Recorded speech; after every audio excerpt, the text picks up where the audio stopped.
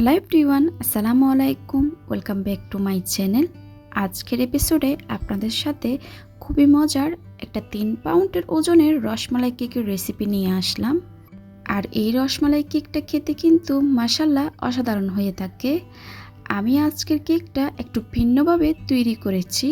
আশা করি আপনাদের থেকে রেসিপিটা ভালো লাগবে। ভালো লাগলে প্লিজ আমার চ্যানেলটা সাবস্ক্রাইব করার জন্য অনুরোধ রইল। সাথে থাকা বেল আইকনটি ক্লিক করবেন। এতে করে আমি কোনো রেসিপি আপলোড করলে আপনারা সাথে সাথে নোটিফিকেশন পেয়ে সবার আগে দেখতে পারেন। আমি আগে কেকের বেসটা তৈরি করব, তার জন্য শুকনো উপকরণগুলো নিয়ে নিচ্ছি। প্রথমে আমি 1 কাপ পরিমাণ ময়দা দিয়ে দিলাম।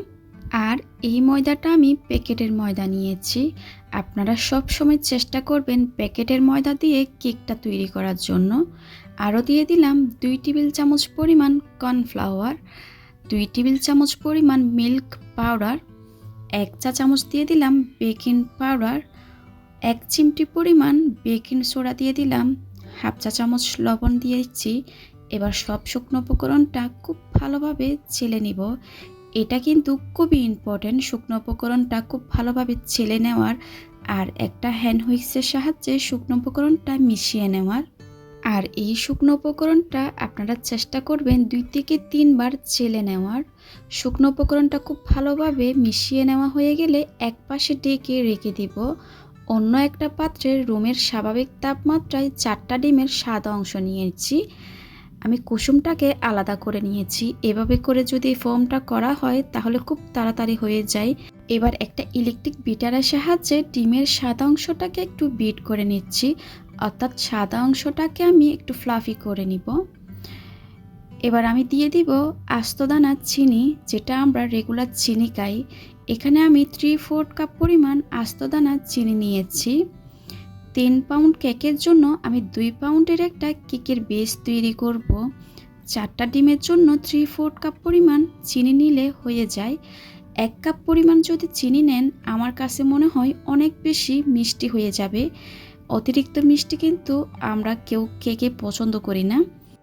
কেউ মিষ্টিটা একটু বেশি পছন্দ করলে আপনাদের টেস্টের অনুযায়ী কমিয়ে বা বাড়িয়ে নিতে পারেন। এবার আমি সম্পূর্ণ চিনিটুকু দিয়ে দিলাম। দিয়ে আমি আবারও বিট করে নিব। এই পর্যায়ে আমি 3 থেকে 4 মিনিট বিট করে নিব, বা চিনির দানাটা সম্পূর্ণ গলে যাওয়া পর্যন্ত বিট করে নিব। চিনিটা কিন্তু সম্পূর্ণ গলে গিয়েছে। এবার বিটারটা সরিয়ে ডিমের কুসুম আমি দিয়ে দিব। আরও দিয়ে দিলাম 3 টেবিল চামচ পরিমাণ রান্নার সয়াবিন তেল। আপনারা চাইলে গলানো বাটারও ব্যবহার করতে পারেন। 1 চা চামচ পরিমাণ রসমালাই এসেন্স দিয়ে দিয়েছি। আপনাদের হাতের কাছে যদি রসমালাই এসেন্সটা না থাকে, আচ্ছা আমি এটা পরে বলছি, এটা না থাকলে আপনারা কি করবেন। এবার আবারও আমি খুব ভালো মতো করে বিট করে নিব। এটা কিন্তু ওভার বিট করা যাবে না। 10 থেকে 15 সেকেন্ড বিট করার পর বিটারটা আমি সরিয়ে নিয়েছি। এবার শুকনো উপকরণগুলো দিয়ে নিব।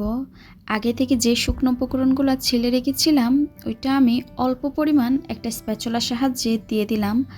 এবার একটা হ্যান্ড হুইক্সের সাহায্যে শুকনো উপকরণটা খুব আলতো হাতে ফোল্ড করে করে মিশিয়ে নিচ্ছি। এটা কিন্তু খুবই ইম্পর্ট্যান্ট।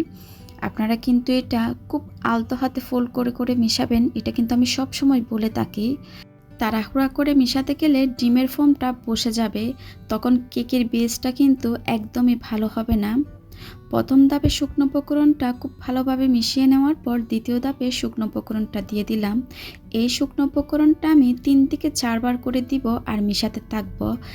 এবার বলি, আপনাদের যদি রসমালাই এসেন্সটা যদি না থাকে আপনারা কি করবেন, অনেকে প্রশ্ন করে থাকেন। তার জন্য আজকের ভিডিওতে আমি বলে দিচ্ছি।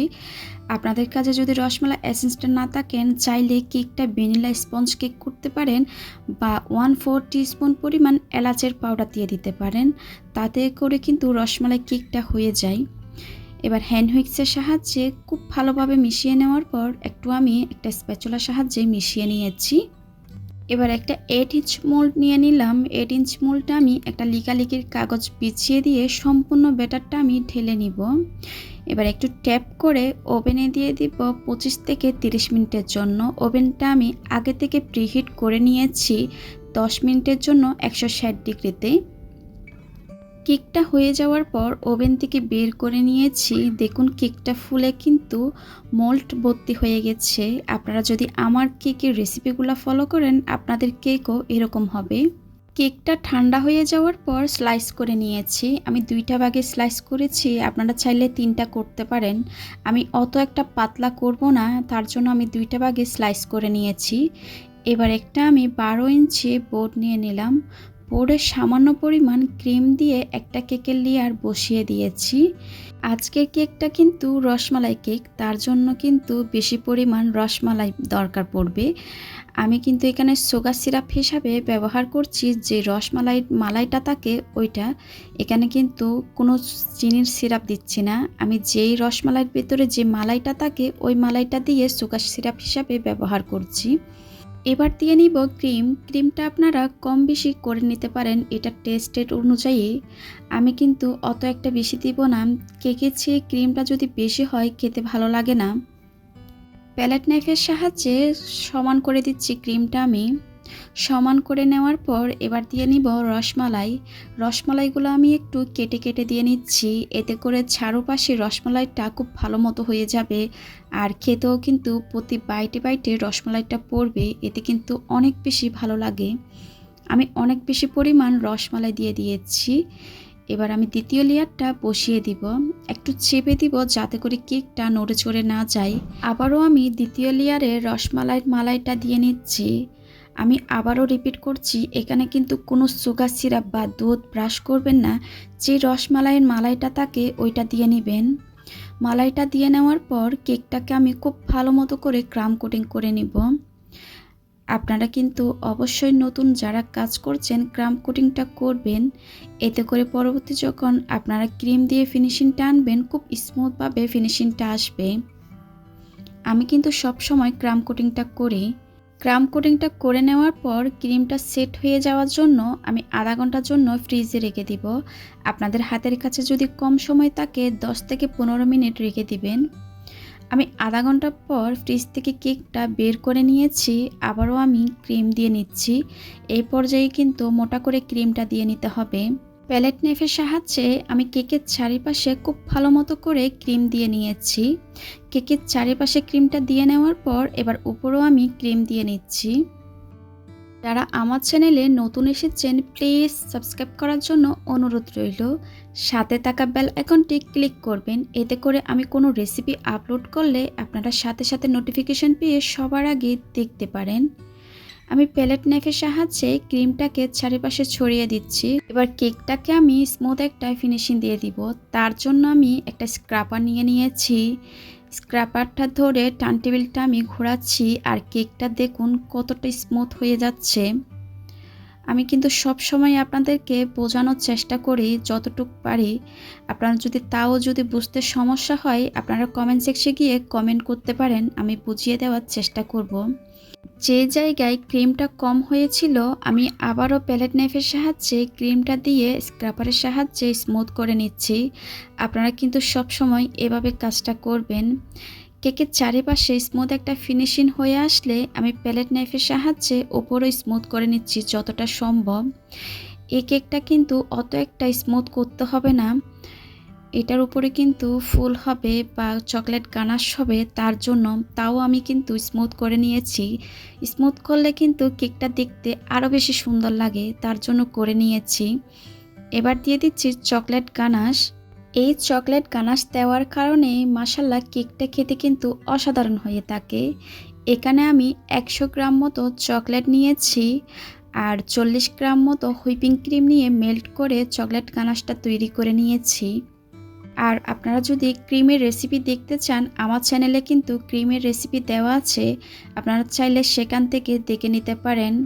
ওইখানে কিন্তু ডিটেলস আকারে শেয়ার করা হয়েছে। চকলেট গানাশটা দিয়ে নেওয়ার পর একটা প্যালেট নাইফের সাহায্যে চকলেট গানাশটা আমি চারিপাশে ছড়িয়ে দিব। এই চকলেট গানাশটা ছড়িয়ে দেওয়ার পর আমি আবারও ফ্রিজে রেখে দিয়েছিলাম আধা ঘন্টার জন্য চকলেট গানাশটা সেট হওয়ার জন্য।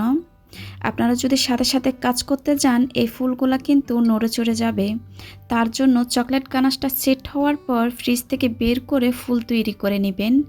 এখানে আমি টুটি নজলটা ব্যবহার করছি। আর কিছুটা ক্রিম আমি এক ইয়েলো ফুড কালারটা মিশিয়ে আমি এই কালারটা করে নিয়েছি। তারপর টুটি নজল দিয়ে এভাবে করে ফুলগুলো তৈরি করে নিচ্ছি। কেকের চারিপাশে ফুলগুলো দিয়ে দেওয়ার পর এবার একটা ছোট নজল দিয়ে আমি লাইন টেনে নিচ্ছি, ঠিক আপনারা স্ক্রিনে যেভাবে দেখতে পাচ্ছেন। আসলে এটা বলে বোঝানো যাবে না কাজটা কিভাবে করা হচ্ছে, আপনারা একটু স্ক্রিনে লক্ষ্য করুন কাজটা কিভাবে করা হচ্ছে। কাস্টমারের যে ডিজাইনটা দিয়েছিল আমি ওই ডিজাইনটা করে দেওয়ার চেষ্টা করেছি। কাস্টমারে কিন্তু কেকটা অনেক বেশি পছন্দ করেছিল। আর এই রসমালাই কেকটা যারা নিয়েছিল তারা কিন্তু বারবারই এই কেকটা অর্ডার করে, এটা খেতে কিন্তু এতটা টেস্টি হয়ে থাকে। একই নজল দিয়ে আমি নিচে একটা বর্ডার করে দিচ্ছি, কেকটা যেন দেখতে আরও ভালো লাগে। এবার কিছু পিস্তাশু বাদাম দিয়ে দিচ্ছি। ডিসেম্বরের 2 তারিখ থেকে আমাদের অনলাইন বেকিং কোর্সটি শুরু হতে যাচ্ছে। কোর্স ফ্রি হচ্ছে 1550 টাকা। যারা যারা রেজিস্ট্রেশন করতে চান তারা করে নিতে পারেন। যারা ইউটিউব চ্যানেল থেকে ভিডিওটি দেখছেন, ভিডিওর ডেসক্রিপশন বক্সে আমাদের পেজের লিঙ্ক দেওয়া আছে, ওই পেজে অ্যাড হয়ে আমার সাথে যোগাযোগ করতে পারেন। পিস্তাশু বাদামটা দিয়ে নেওয়ার পর এবার একে একে রসমালাইগুলো দিয়ে নিচ্ছি। এবার কিছু ফুড কালার দিয়ে নিলাম, কেকটা যেন দেখতে আরও ভালো লাগে। এরই মধ্যে আমার রসমালাই কেকটা কমপ্লিট হয়ে গেছে। আমি আশা করছি আমার আজকের রেসিপিটা আপনাদের কাছে ভালো লাগবে। আমার ভিডিও ভালো লাগলে আর আমার চ্যানেলে আরও অনেক নতুন রেসিপি দেখার জন্য আমার চ্যানেলটাকে সাবস্ক্রাইব করবেন। আর আমার ভিডিওগুলো আপনাদের ফ্রেন্ডস অ্যান্ড ফ্যামিলির সাথে শেয়ার করবেন। আজকের মতো বিদায় নিচ্ছি। সবাই খুব ভালো থাকবেন, সবাই সবার জন্য দোয়া করবেন। আল্লাহ হাফেজ।